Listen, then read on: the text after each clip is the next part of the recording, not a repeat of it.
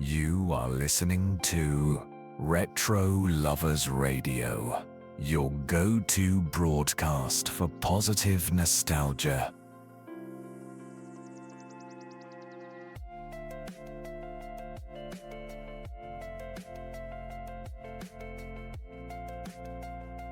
What a wonderful night.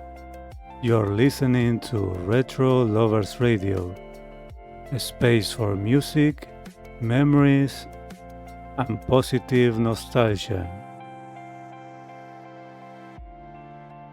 I'm Mick, and tonight, on the first episode of the 90s podcast, we're stepping into 1991, a year when the sound, the attitude, and even the emotional tone of popular music changed forever.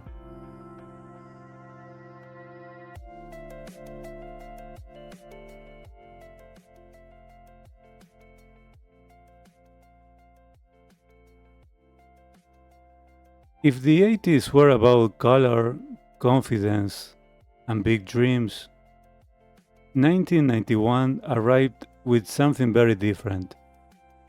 It arrived with distortion, with raw emotion, and honesty.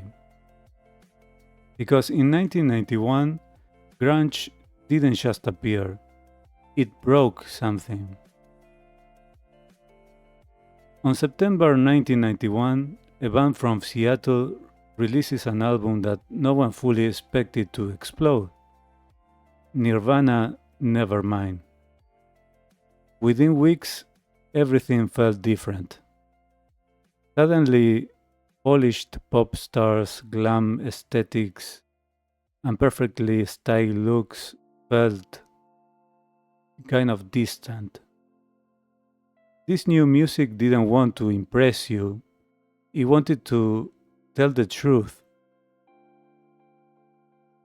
To understand why grunge hit so hard, we need to understand how people were feeling. The early 90s were marked by economic uncertainty, the end of big political narratives, growing disillusionment with consumer culture, and a lot of young people felt lost, disconnected, and unheard. And grunge spoke directly to that feeling. The music wasn't perfect. The vocals weren't clean, to say something, kind of. The guitars were loud, were dirty, and above all, emotional. And that was exactly the point. Bands like Nirvana, Pearl Jam, Soundgarden, Alice in Chains weren't trying to sell an image. They were expressing a state of mind. From a human perspective, this was huge. For the first time in mainstream music, vulnerability became acceptable. You didn't have to pretend everything was fine. You didn't have to smile all the time. You didn't have to fit a mold. Grunge told an entire generation, it's okay to feel confused. It's okay not to have answers. And that message mattered. Think back. What were you wearing in the early 90s? Flannel shirts, worn jeans, sneakers instead of shiny shoes. Maybe you remember listening to these songs alone in your room, walking with headphones on, feeling understood without needing to explain yourself. This music wasn't just entertainment, it was quality company. And here's where positive nostalgia comes in again. Not to escape present moment, but to face it with the nourishing energy of those memories. Because remembering times when music helped us process confusion, pain, or uncertainty can remind us that we already know how to navigate difficult moments. We've been here before, and we kept going. So it's good to remember that we can still do it right now with whatever we're going through.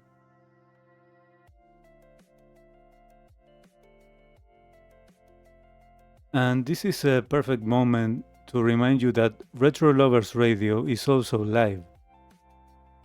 Every Friday at 7 p.m. Eastern, we go live with the 90s Lover Show, and every Saturday at 7 p.m. Eastern, the 80s Lover Show. Both shows start live on YouTube on our channel that you can find us on youtube.com/RetroLoversRadio. After the first 90 minutes on YouTube, the experience continues simultaneously on Kick due to the restrictions that we find in YouTube to go on further. So on Kick, we can enjoy full music videos with no restrictions and keep the show going longer for 4 hours or more. During these live shows, you're not just listening. People join live, comment in real time, vote in our top 10 countdown, request songs, send audio message with comments or reflections on life, and even call in live to share memories, thoughts, and reflections with me. So if you enjoy this podcast, make sure to join us on Fridays and Saturdays.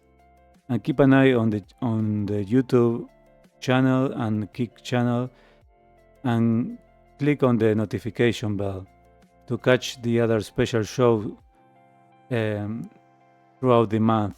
I will be doing 6 extra shows on top of these weekly ones.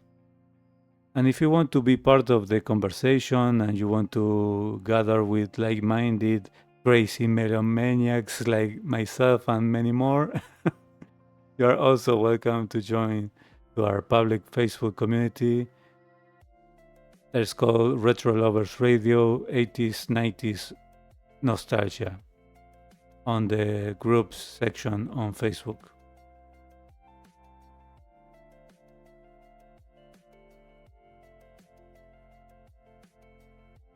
So looking back, 1991 wasn't just another year in music history. It was the moment when popular music allowed itself to be honest again. Grunge didn't give easy answers. It didn't promise happiness. But it offered something just as valuable, that was authenticity.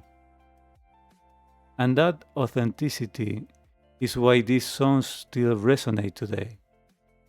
Because even now, they remind us that it's okay to feel deeply and still move forward. So now I'd love to hear from you. When you think about the early 90s, what song or band made you feel understood back then? Where were you in your life around 1991? What do those songs still mean to you today? Share your thoughts in the comments on YouTube, on Kick, and on Facebook and everywhere. Your memories are part of what keeps this space alive.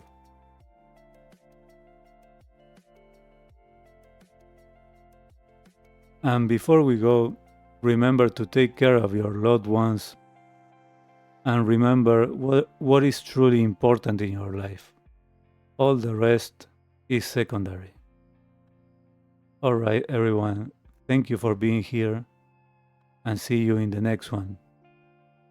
I'm Mick, and this was Retro Lovers Radio.